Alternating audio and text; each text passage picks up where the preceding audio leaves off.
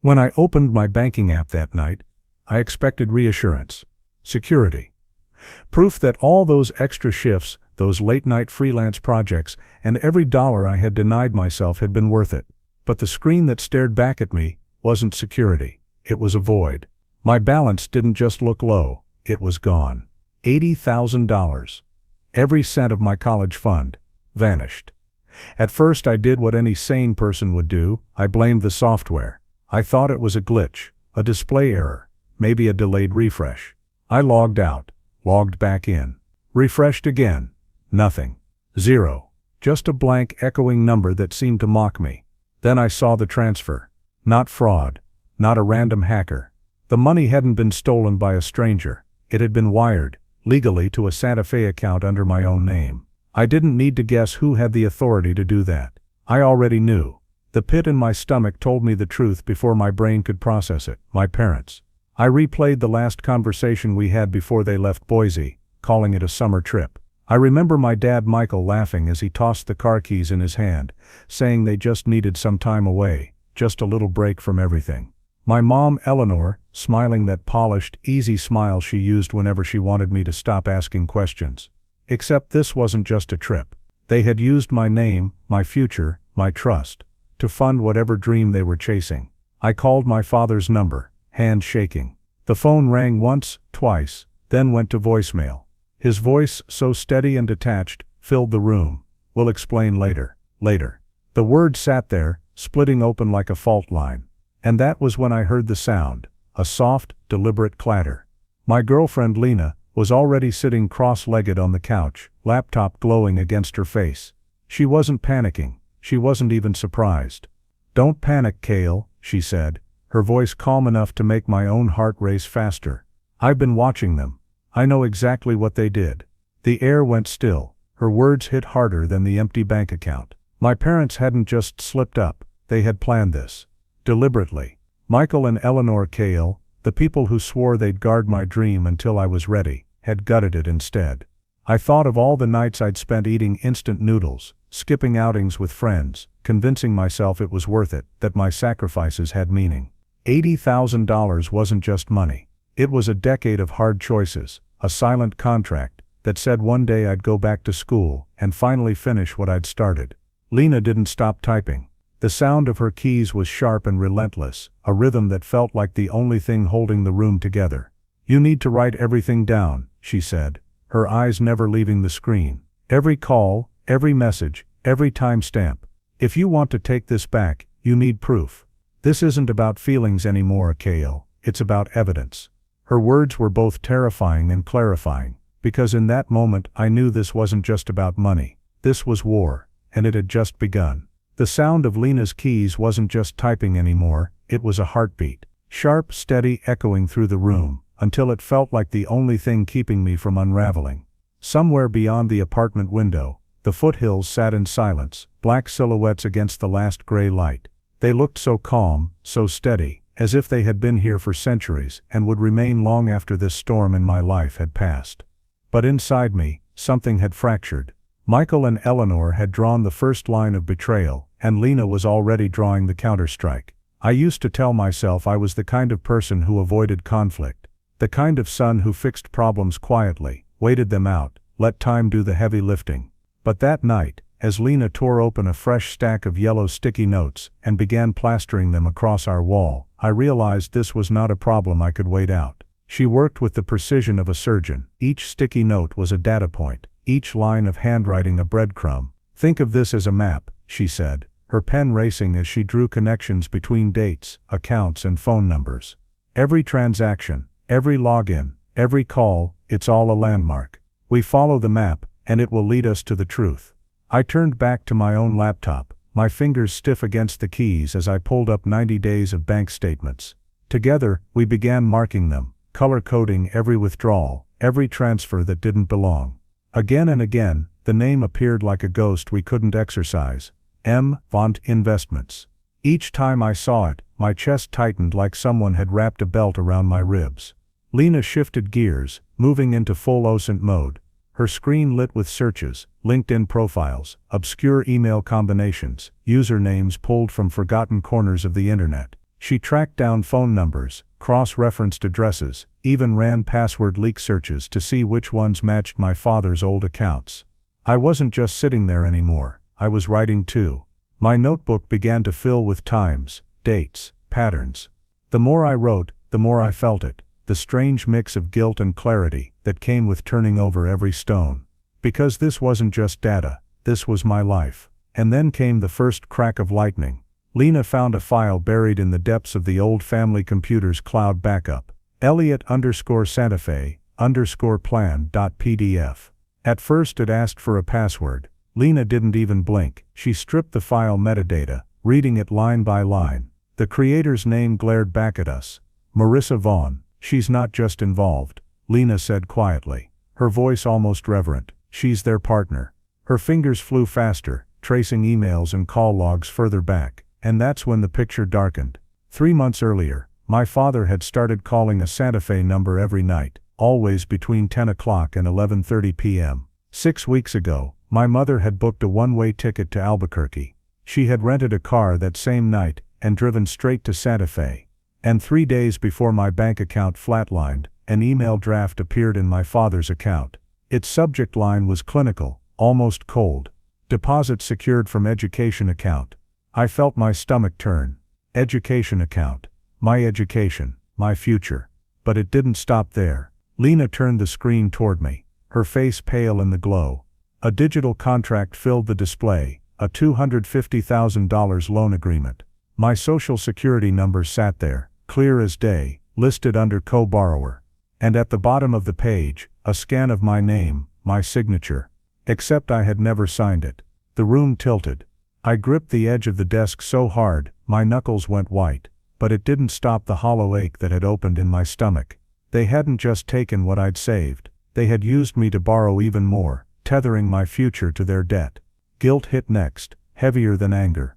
I thought of the birthdays I'd posted online, the name of our first dog I'd used as a password, the high school mascot I'd joked about on social media. Every memory, every personal detail I'd ever shared, breadcrumbs my parents could use to answer security questions, to unlock the gates to my life. I hadn't just been robbed. I had given them the keys, and in that moment, I wanted to call them, scream at them, demand answers. But my throat wouldn't work, my hands wouldn't move. Because if they had gone this far once, what else were they capable of? I wanted to call the police, to shout, to drag Michael and Eleanor into the light right then and there.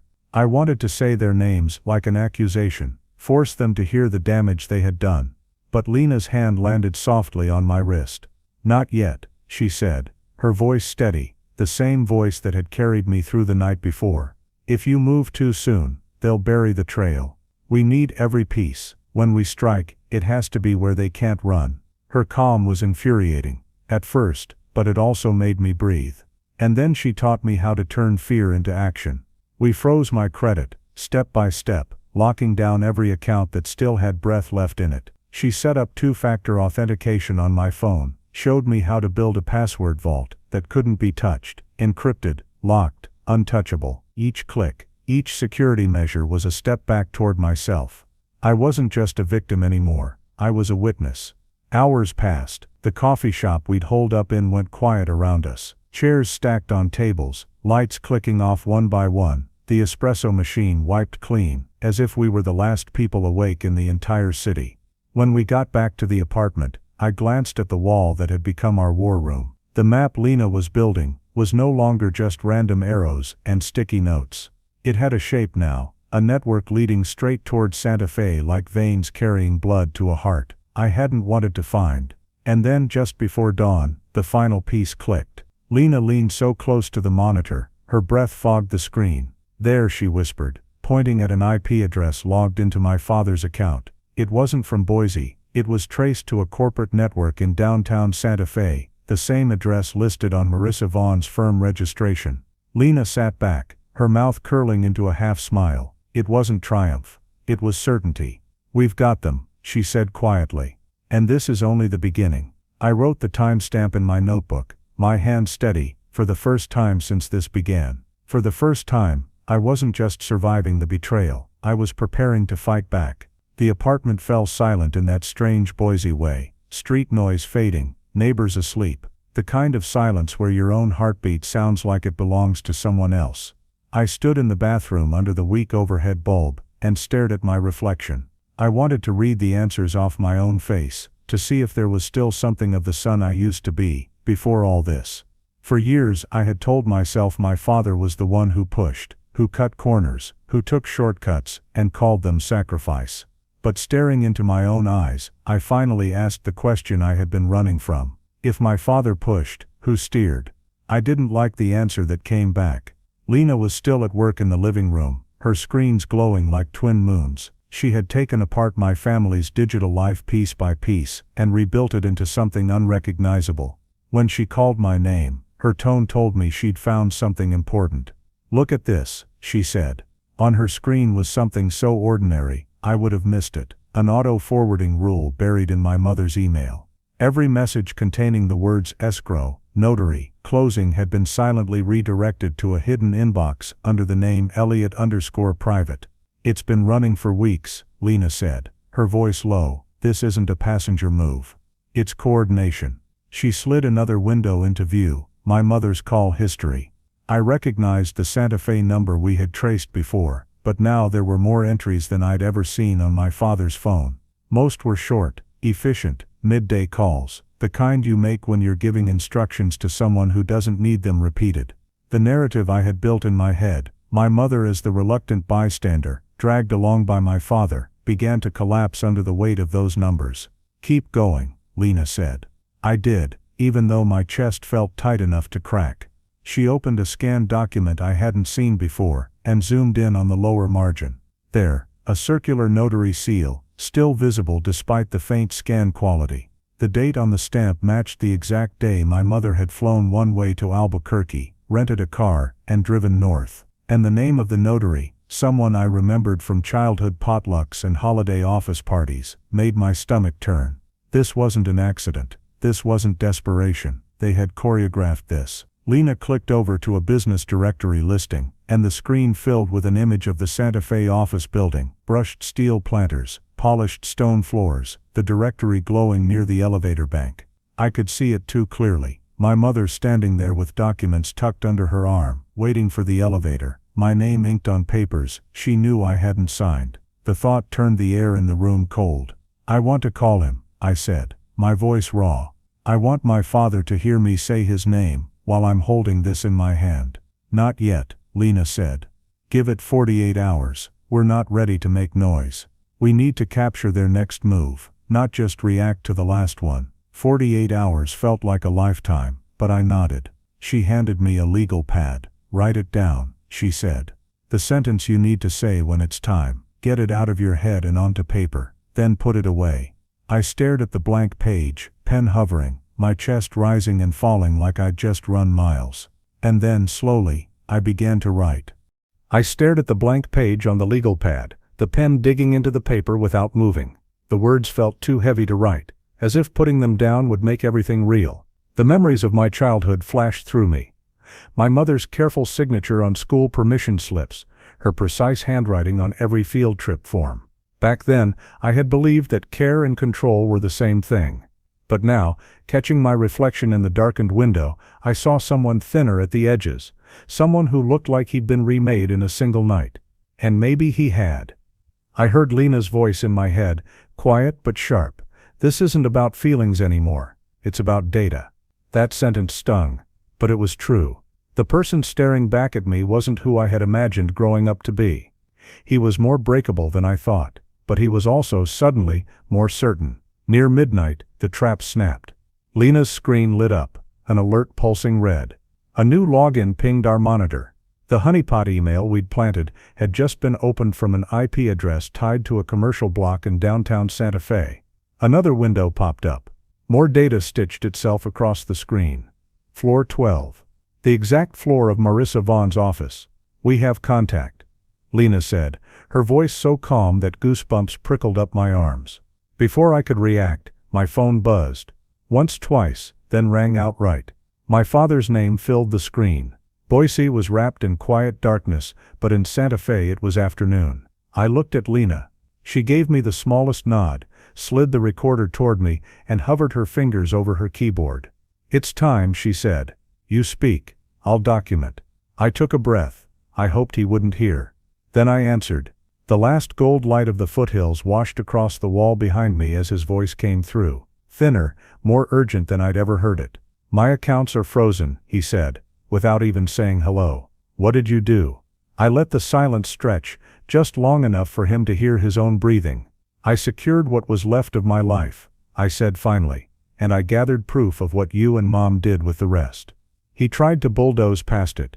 "This is a misunderstanding.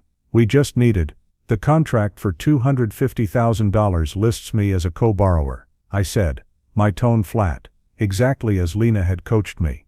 "It attaches my social security number." The deposit came straight from the education account.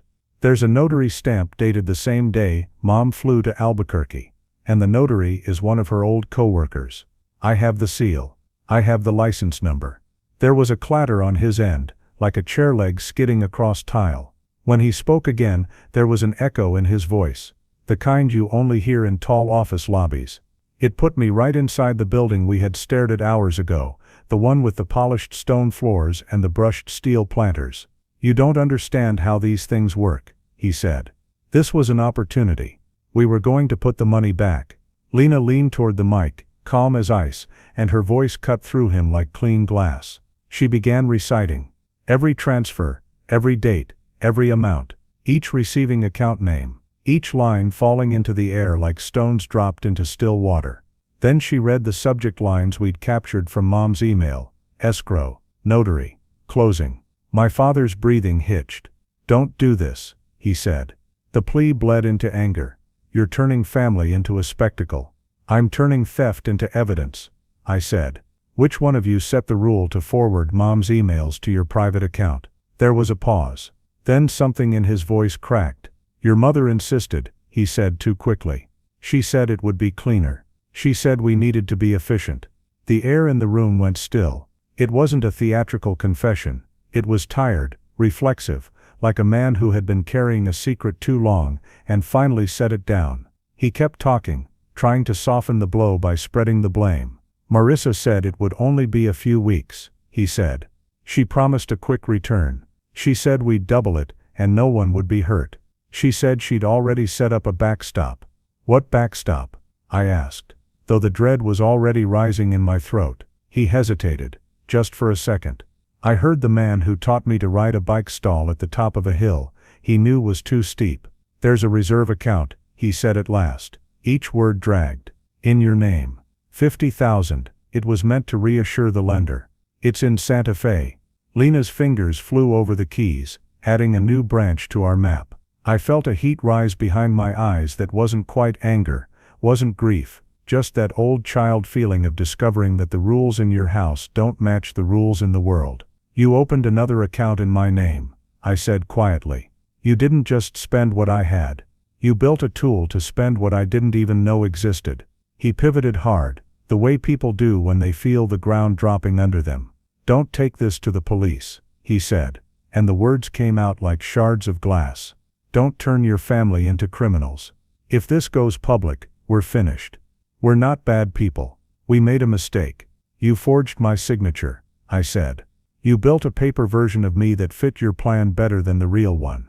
"I can fix it," he said. "If you'll just stop whatever you've done with the bank, I can fix it." I didn't answer right away. The window behind me had gone black, turning into a second vague mirror. I saw the shape of my own shoulders, the set of my jaw. It struck me that this conversation, was the first truly adult moment I had ever had with my father. Two people standing on opposite sides of a line, neither could cross. "There's no fix that happens in shadows," I said. "If this gets repaired, it will be because a regulator and a judge decide how." He dropped persuasion, and reached for pity. "Please," he said, his voice thinning. "Don't make your mother suffer like this. She can't handle." "You mean she can't handle hearing her own plan read back to her?" Lena said, not cruelly, just truthfully. She read the notary seal number aloud. She read the flight time. She read the email draft line by line, deposit secured from education account, like she was laying bricks for a foundation. My father tried one last angle, the oldest one. "We did this for you," he said. "For your future." "My future was the money you took," I said. "And my name was the bridge you burned to get there." On the recording, there's a long silence here.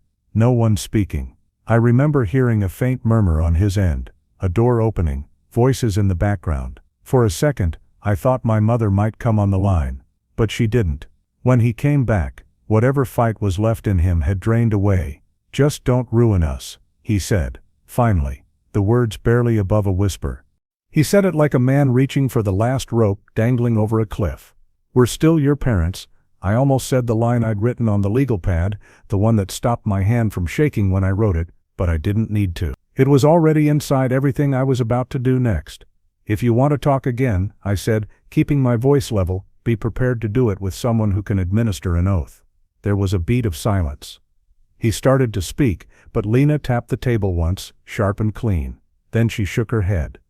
Her look said everything. "We have what we need." Before the pleading could dig its hooks into me, before I could slip back into the role of being their son, she reached over and ended the call with one decisive touch. The line went dead. The room fell back into Boise quiet. The recorder's red light steadied, then blinked out.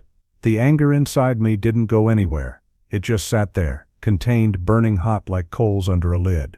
Lena closed her laptop and met my eyes. "There's another layer," she said softly. "He pointed us to it himself. That reserve account? That's the thread. We pull it, everything unravels." I didn't answer right away. I just stared at the map on the wall, at the thin red string running from Boise to Santa Fe, and felt something inside me shift. This wasn't over. Not even close. Outside, the last line of light slipped behind the ridge, throwing the room into shadow. Inside, our map grew a new branch, thin as a vein, alive with potential. By morning, our little makeshift office looked like mission control. 2 monitors lit the dark room, their glow painting the walls with lines and arrows. Accounts connected to names, dates to flights, transactions to signatures. My legal pad was filling fast, my handwriting climbing the edges until it looked like a frantic heartbeat trying to escape the page. Lena moved between screens like she was stitching fabric together, pulling each thread tighter until the whole picture was one unbroken web. She didn't grandstand. She just set tasks, calm and deliberate.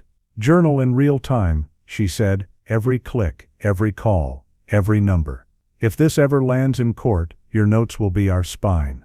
I wrote the date, started the clock.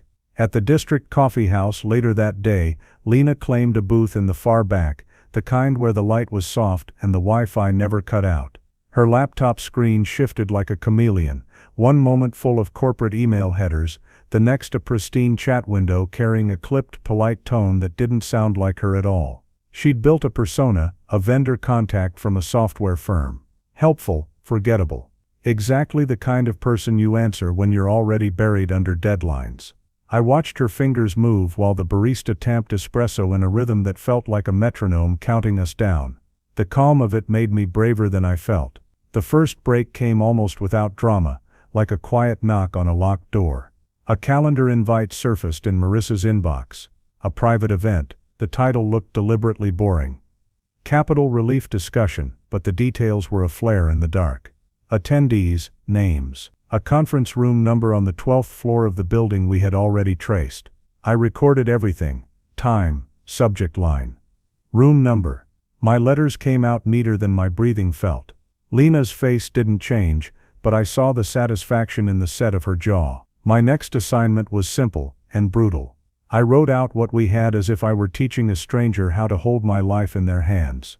Account numbers, transfer IDs, notary seals, flight records, the exact business hours of the Santa Fe Bank, the late-night calls from my father's cell, and every single time I wanted to write how it made me feel, the shame, the fury, the hollow in my chest. I forced my pen back to what could be proved. Lena would glance over, nod once when a line was tight enough to hold in court. By late afternoon, the air shifted. Something new slid into view, almost too easily, as if someone had left it on a copier and walked away. A deed draft. My mother's name sat in the grantor line. Marissa's name in the grantee line. The property description. The Boise address I grew up reciting for pizza deliveries and report card mailings. It wasn't signed. It wasn't recorded. But its intent was naked on the page, a plan to move the house I grew up in completely out of reach. I stared at it until my vision blurred. The floor felt like it tilted under me. "You've interfered enough," Clara said. No greeting, no pause, just the strike. "This is a family investment. You have no idea what you're dismantling." Beside me, Lena inhaled sharply but stayed quiet. She let me go first. I opened the journal, feeling the paper tremble under my hand, and began to read. The notary seal number. The date of the Albuquerque flight. The subject lines my mother had been quietly forwarding to my father's private account. Each fact dropped between us like a stone in a well, one after another, until the silence became heavy enough to hold its own weight. Clara didn't flinch at the details. Not at first. What got to her was the fact that I was saying them out loud, dragging them into the light, turning her closed-door deals into testimony. "You are not going to embarrass this family," she said, her voice tight, brittle. "You are not going to drag our name into public view." "You did that," I said, and my voice didn't even shake. "When you wrote my name into your plan." The next sentence, the one that came out of her mouth, emptied the air out of the room like someone had kicked open a hatch at altitude. "We pledged the policy." Her tone softened for the first time, as if she'd just realized she'd stepped onto thin ice and could hear it creak under her. "The one in your name. 150,000. It's standard collateral. Don't be dramatic." My mouth went dry. "What policy?" She blinked at me, impatient now, like I was missing the obvious. "The one we've paid for since you were a teenager. Whole life. It's in the files. You've seen it." I hadn't. I looked at Lena, heat rising up the back of my neck. A policy I didn't even know existed, tied to my name, leveraged for a loan I had never agreed to. They had built a financial version of me that I couldn't even see, and then used it to prop up their own house of cards. My hands wanted to shake. I gripped the journal so hard the spine creaked. "You used my life as collateral," I said. "You just didn't tell me." Clara tried to pull the moment back under control, smoothing her face like someone ironing a wrinkle flat with their palm. "We are bringing this back to order," she said. "You will stop whatever you've stirred up with the banks. You will keep this inside the family." Before I could answer, Lena lifted her hand and shared her screen into the call. A new window opened, a confirmation page stamped with a case number. The header of the New Mexico regulator crisp, formal and undeniable. "Received.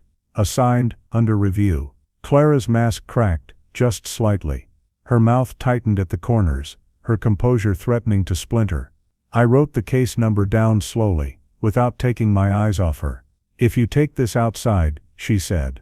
And now the varnish was gone from her voice. "We all go down together. Your name is on those papers. Don't forget that a prosecutor won't. That's the point of signatures." "That's the point," I said, and I didn't blink. "You forged mine, and you recorded yourselves planning it." Her confusion lasted only a second, until Lena clicked the next file. An audio file opened, the playback clean and sharp. Two voices I knew too well, my parents. Talking about the way I write my Z, whether a stylus or a scan would look more convincing to a clerk who wouldn't care. Clara's voice in the recording was clinical, like I remembered from being a kid standing at the bank counter when she wanted a fee waived. And now she was watching herself do it. Her eyes dulled. The threat in them melted into something closer to calculation, and then fear. She glanced off screen, maybe toward a clock, maybe toward the door, maybe toward an escape hatch I couldn't see. "You are making a mistake," she said at last. But the edge was gone from the words. "You think strangers will keep you safe. They won't." "I'm not asking strangers to," I said. "I'm asking the truth to." And then I set my pen down. "I've written it all down." The silence that followed was so complete it felt like a third person in the room. For a second I imagined Clara walking down the same polished Santa Fe lobby we'd studied, pressing an elevator button with a hand that finally trembled. But she didn't give me that. She only reached toward her camera, and the picture went black.